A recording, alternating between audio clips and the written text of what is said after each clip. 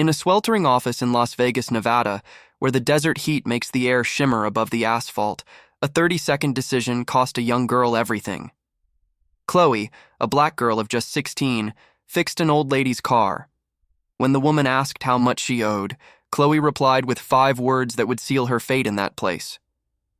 "It was nothing, ma'am." Minutes later, the arrogant boss appeared screaming, humiliating the girl in front of the entire crew and customers, and fired her without mercy. What no one there imagined was that the old lady was not who she seemed.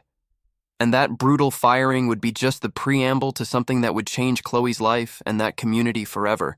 Before we continue, if you like stories of overcoming odds and justice, subscribe to our channel. We bring to life memories and voices that never had space, but carry the wisdom of a lifetime. I will tell you this story from the beginning, with the details that make it unique. It was an unforgiving Tuesday in Las Vegas. The thermometer on the outside wall of the shop read 105 degrees Fahrenheit, one of those dry days where the sun feels like a physical weight on your shoulders. At Garrett's Auto Repair, an old metal shed smelling of old grease, burnt rubber, and sweat, Chloe wiped her forehead with the back of a gloved hand while tightening the last bolt of an intake manifold. At only 16 years old, that girl with long braids tied in a tight bun, wearing navy blue coveralls stained with oil and 2 sizes too big for her, already knew a V8 engine better than most grown men in that state. It wasn't by chance. Her father, Robert Williams, had been a legend on the south side of the city. Everyone knew Robert. He was the kind of mechanic who could diagnose a problem just by hearing a car pass on the street. He fixed anything with a smile on his face and often accepted apple pies or promises of future payment from those who didn't have dollars in their pockets. Robert had passed away 3 years earlier, the victim of a sudden heart attack while working. He left his wife, Linda, weakened by chronic kidney disease and tied to an expensive dialysis routine, and his daughter, Chloe, with an invisible but powerful inheritance, integrity, and the gift of mechanics. Chloe learned everything from her father. Since she was 8, she spent weekends under chassis. She didn't just learn how to change an alternator, bleed brakes, or grind a cylinder head. She learned that mechanics is about trust. It's about ensuring a single mother gets to work and a father gets his kids to school safely. She learned that dignity doesn't have a price listed on the service menu. On that suffocating afternoon, while Chloe was washing her hands with cheap citrus degreaser, she heard the unmistakable noise of a failing engine choking as if it had asthma. A 1969 Cadillac DeVille, a classic that had seen better days, entered the shop yard making a horrible metallic clatter like nails in a blender. Thick black smoke poured from the exhaust, drawing a toxic cloud in the still Nevada air. The car looked about to explode. From the driver's side, a lady of about 75 stepped down. White hair impeccably combed, but wearing a worn wool coat that looked far too hot for that weather. She held an old handbag and looked around with a certain shyness and apprehension. "Good morning, dear," she said softly, her voice trembling. "Could you take a look at my car?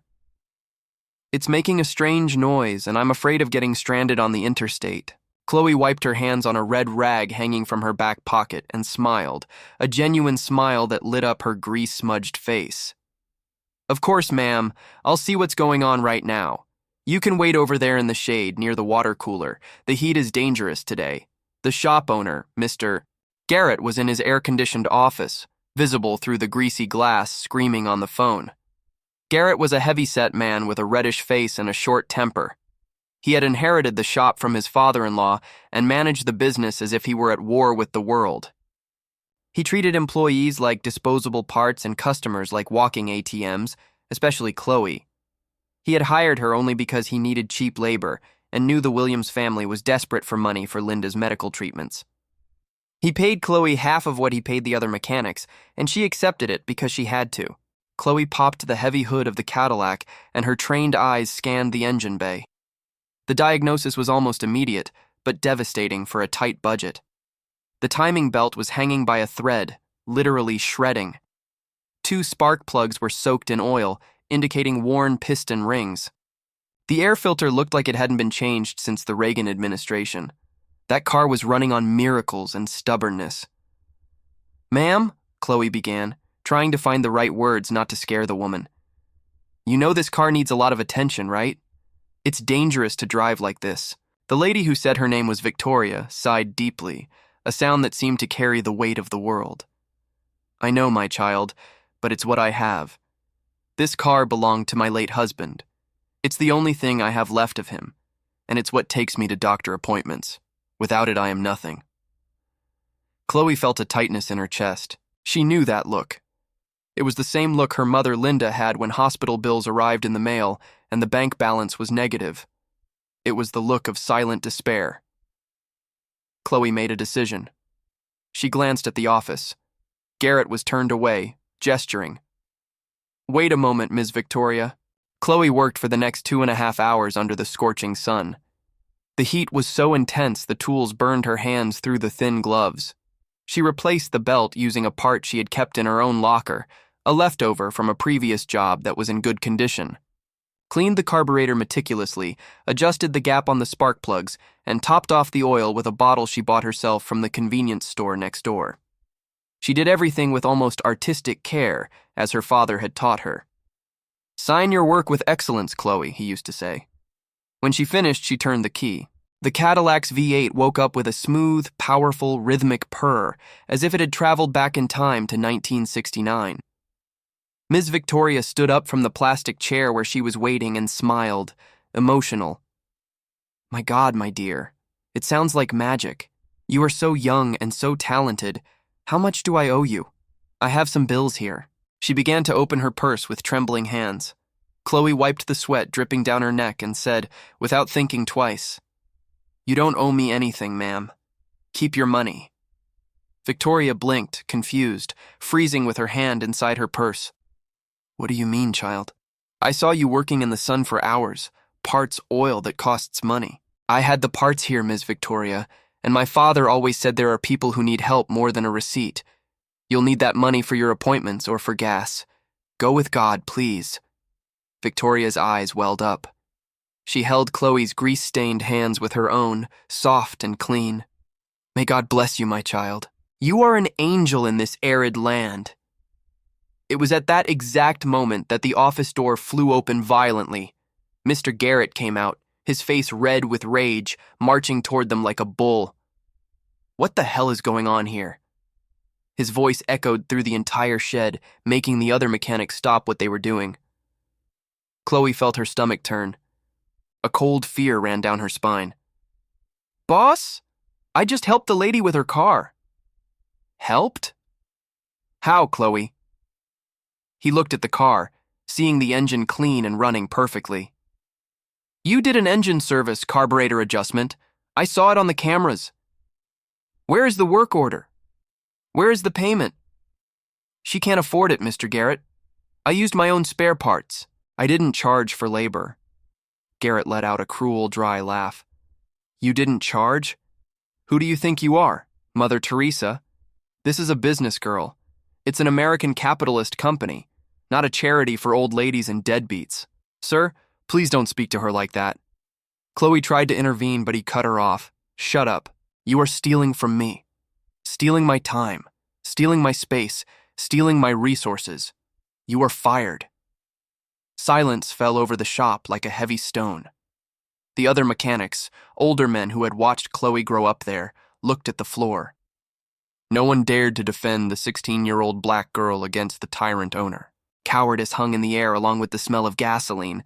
Ms. Victoria was pale, her hand on her chest. "Listen, sir, for God's sake, don't do this to the girl. I'll pay. I'll figure it out. I'll get the money."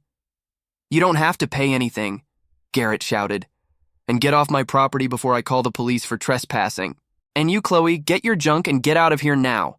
If I see you here in 10 minutes, I'm calling security." Chloe felt hot tears well up, mixing with the sweat and dirt on her face. But she kept her head held high. She wouldn't give him the satisfaction of seeing her sob. She went to her locker, grabbed her old backpack with patches, packed her few personal tools, and walked toward the exit. Before getting into the car, Ms. Victoria touched Chloe's shoulder and whispered with an intensity that didn't match her fragile appearance. "This won't stay like this, my child. Trust. The universe has a way of correcting things." Chloe didn't understand. She just nodded, defeated, and walked out onto the boiling pavement of Las Vegas. The walk home was long, She walked for 40 minutes under the relentless sun to save the bus fare. She lived in a simple neighborhood, in a small 2-bedroom house with peeling paint. Upon entering, the air was stuffy. They saved on air conditioning.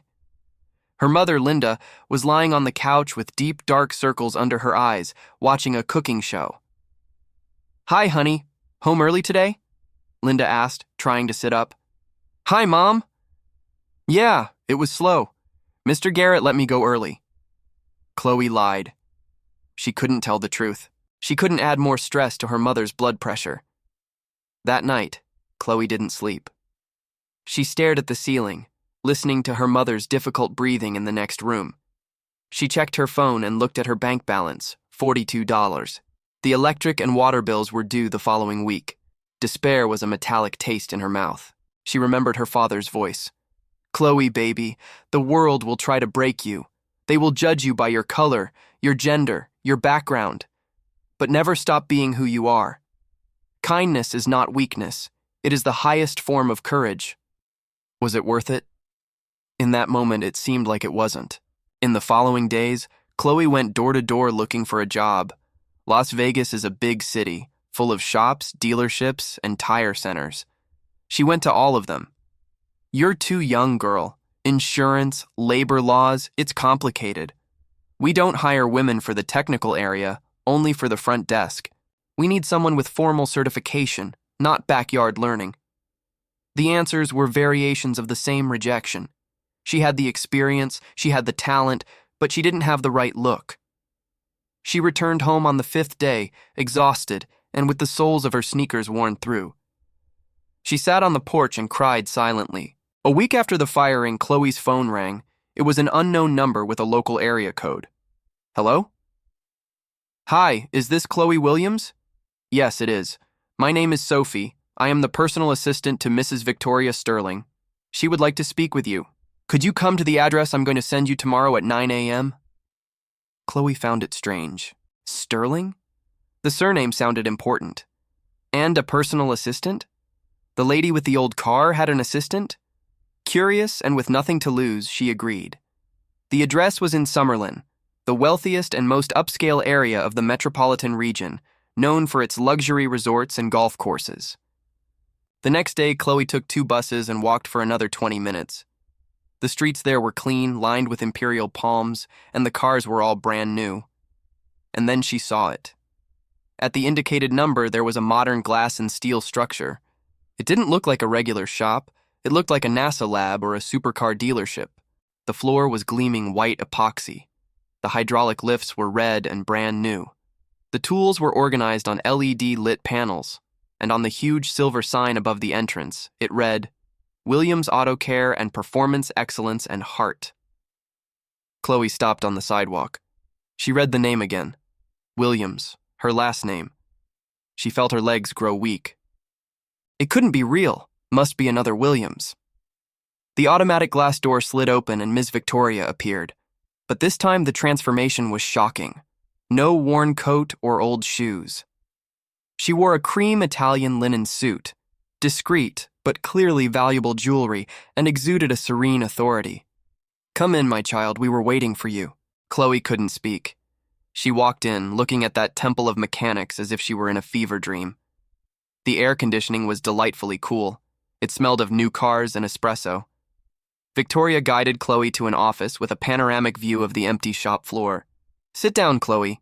"Ms. Victoria, I don't understand. The car. You said you didn't have money." Victoria smiled and her eyes sparkled with a gentle cunning. "Let me introduce myself properly. I am Victoria Sterling. My husband founded one of the largest logistics networks in the American Southwest. When he passed, I sold the company, but I kept the investments. But what about the old Cadillac? Ah, old Frank. I love that car, but it is my disguise." Victoria leaned forward. "You see, Chloe, I invest in local businesses, but I got tired of investing in business plans and spreadsheets. I decided to invest in people. For 2 years, I have traveled the city dressed simply, with my old car, asking for help. I test people's character." Chloe was open-mouthed. "I went to 5 shops before Garrett's that day. At 2, they ignored me. At 3, they tried to charge me $2,000 for repairs the car didn't need. They saw a confused old lady and tried to extort me. Victoria picked up a folder on the desk. And then I found you. You weren't just honest, you were compassionate. You used your own parts. You protected me from your boss. You reminded me of my grandson, whom we lost tragically a few years ago. He had that same fire in his eyes, that same kindness. She pushed the folder toward Chloe. "What is this?" Chloe asked, her voice choking up. "This is the deed to this place. I bought this building, equipped it with the best the automotive world has to offer, and I registered the company. It isn't mine, it is yours." Chloe felt the world spin. "Mine? I'm 16 years old, Ms. Victoria. I don't have money, You are 16, so legally your mother will sign as guardian until you reach adulthood, but the business is yours. I've taken care of everything. I paid the rent for the space for 5 years in advance. There is working capital in the account. And I also purchased a premium health insurance plan for your family. Your mother will receive the best kidney treatment money can buy starting today." Chloe broke down. She covered her face with her calloused hands and wept. She cried out all the fear, all the humiliation, all the grief for her father, all the anguish for her mother. Victoria stood up and hugged the girl, a firm maternal embrace. "Thank you. I don't even know how to thank you," sobbed Chloe. "You already thanked me by being who you are in a world that gave you every reason to be hard. Now dry those tears. We have work to do. You need to hire your crew." The news of the opening of Williams Auto Care spread like wildfire through Las Vegas. The story of the prodigy girl who was gifted a shop by a mysterious millionaire made the local news and went viral on social media. But Chloe didn't let the fame go to her head. On the contrary, she made an executive decision in her first week. "Ms. Victoria," she said, "I want to hire people that no one else wants." Chloe hired young people from the outskirts, ex-convicts who wanted a fresh start, women who were ridiculed in other shops. She created a training program. She taught technique, but she also taught what her father taught her, integrity. "Here, we don't sell parts. We sell safety and truth," she repeated at every morning meeting. The shop thrived absurdly. Customers came from other cities. It wasn't just for the impeccable technical quality, but for the atmosphere. People trusted Chloe's team. Her mother, Linda, with proper treatment, regained her health and vitality. She took over the administrative side of the shop, bringing organization and a motherly touch to the granite reception desk. Seeing her mother healthy, working with a smile behind the counter, was the greatest paycheck Chloe could receive. 6 months later, on a busy Saturday morning, a familiar car pulled into the customer parking lot, a black sedan, slightly battered. It was Mr. Garrett. He got out of the car, looking older, more tired, and smaller. He looked at the glass facade, at the luxury cars being serviced, at the diverse and happy team working in the climate-controlled bays. He walked to the reception. Chloe was there, reviewing an estimate on a tablet. She looked up. Silence fell over the lobby. "Chloe," he began, his voice hoarse. "It's true, then." Chloe straightened her posture. She was no longer the scared girl in baggy coveralls. She was the owner. "Good morning, Mr. Garrett. How can I help you?" "Look, Chloe, my business. Things aren't going well. Since that day, it seems like a black cloud parked over my shop. Customers disappeared. My mechanics quit. I came to ask if you wouldn't be interested in buying used equipment. I'm closing my doors." Chloe looked at him. She could humiliate him. She could scream at him like he did to her. She could kick him out. The taste of revenge was right there, available. But she looked at the portrait of her father on the office wall. "I'm sorry to hear that, Mr. Garrett," she said sincerely, "but we only work with new and certified equipment." He lowered his head, defeated. "I understand. I was an idiot that day. I lost the best mechanic I ever had. You didn't lose a mechanic, Mr. Garrett. You lost the opportunity to be human. You chose immediate profit over loyalty." At that moment, Victoria walked out of the back office. "Garrett," she said, her voice icy. He turned and paled upon recognizing her. "You, the lady with the Cadillac, it is me. You know, Garrett, I bought this land and funded this dream purposely 3 miles from your shop. I wanted you to see every day what happens when you treat people with respect. The bankruptcy of your business wasn't caused by the market. It was caused by your arrogance. Money goes where trust is. Garrett said nothing. He just nodded, ashamed, and shuffled out. He was never seen in the city's automotive business again. Over the years, Chloe and Victoria became inseparable. Chloe finished high school and graduated in mechanical engineering, all while managing the business. Victoria was the grandmother she never had, present at every graduation, at every birthday. When Victoria fell ill years later, Chloe didn't leave her side at the hospital. She held the hand of the lady who changed her life. "Chloe," Victoria whispered, weak but lucid, "you turned that investment of mine into the best business of my life, not for the money, but for the lives you touched. Look at your team. Look at your mother. You fixed much more than cars, my dear. Today, Williams Auto Care is a benchmark across the state of Nevada.